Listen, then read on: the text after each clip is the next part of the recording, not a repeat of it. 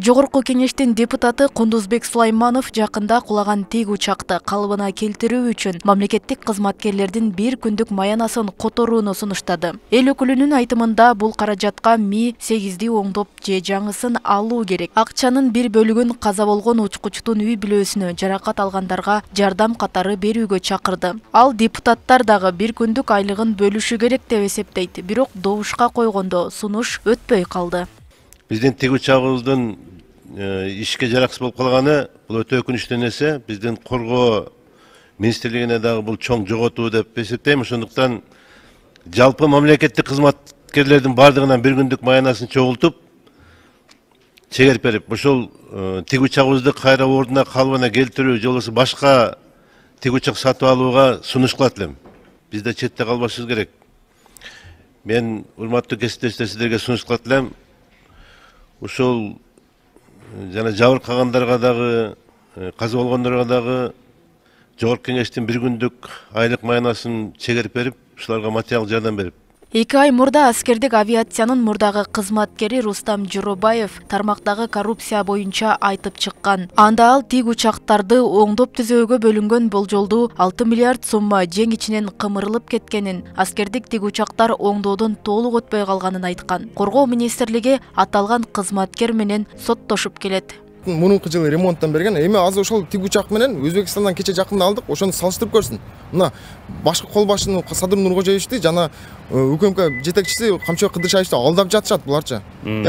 Вообще мени уруп салды дейт. Буларды уруп эмес, буларды атып салыш керек, мындай коррупционерлердичи. Кызылдап чыккан коррупция деп атпайсыңбы? Ошол кандай сумма тууралуу сөз болот деп айтып кетсең. Эми маалыматым боюнча, мен так айта албайм, бирок маалыматым боюнча бир 6 миллион долларга ремонт болгон. Бирок ошол ремонттун акчасын ремонт болгон эмес. Мен карап, мондай даже невооруженным глазом должен посмотреть. Ремонт болгон эмес, болсо дагы некачественный болгон. Акча бөлүнүп атат, мен бөлүнбөй атат дебейм. Просто жеп кетип атышпайбы, ошон үчүн жанын кашап экен да. Экинчи тараптан, 3 ай мурда президент Садыр Жапаров Өзбекстандын Чирчик авиациялык оңдоп түзөө заводунда Кыргызстандын 2 аскердик тик учагы оңдоодон өткөнүн Facebook баракчасына жазган. Оңдоо иштерин гуманитардык негизде Өзбекстандын коргоо министрлиги толугу менен мойнуна алганы айтылган. Андан мурдараак президент Беларусь өлкөсү да Кыргызстандын тик учагын оңдоп бергенин жазып, Александр Лукашенкога ыраазычылык билдирген болчу. Мындан улам аскердик тик учактарды оңдоодо өлкө тажрыйбалуу өнөктөштөрдүн жардамына муктаж болоорун билсек болот. Эми ар бир ошол техниканын өзүнүн жанагы норматив деп коет. Ошону мындай тейлөөдөн өтүп туруш керек.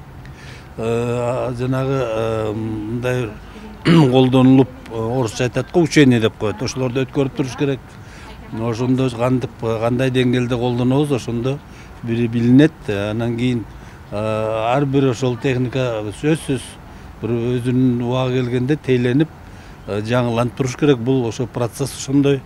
Бул дүйнөлүк процесс. Эгер эмне деп коет, эгер өзүң коргой албасаң, сени бирөө коргойт дейт. Да бизде жакшы бир ошондой макал бар го. Значит, эгер бирөөгө көз каранды болсок, ошол коргонууда. Бул дагы бир өзүнүн бир саясатта өзүнүн терс таасирин тийгизип коюшу мүмкүн. Ошон үчүн биз ушул коргонуу деңгээлиндеги курал жарак, тик учак, башка дагы ошондой жанагы согуштук шаймандарды, куралдарды ушу өзүнүн деңгээлинде алганга сөзсүз бир даяр болушубуз керек дайыма. Кыргызстандын куралдуу күчтөрүнө таандык аскердик тик учак кырсыкка кабылган учурлар буга чейин да катталган. 2014-жылдын 19-июлунда Ысык көлдүн Сары Жаз өрөөнүндө Ми-8 тик учагы бир капталына кулап калган. Ага жаратылыш шарттары себеп болгону айтылган. Роза Акматжан кызы, Шахрух Эминжанов, Ош ТВ.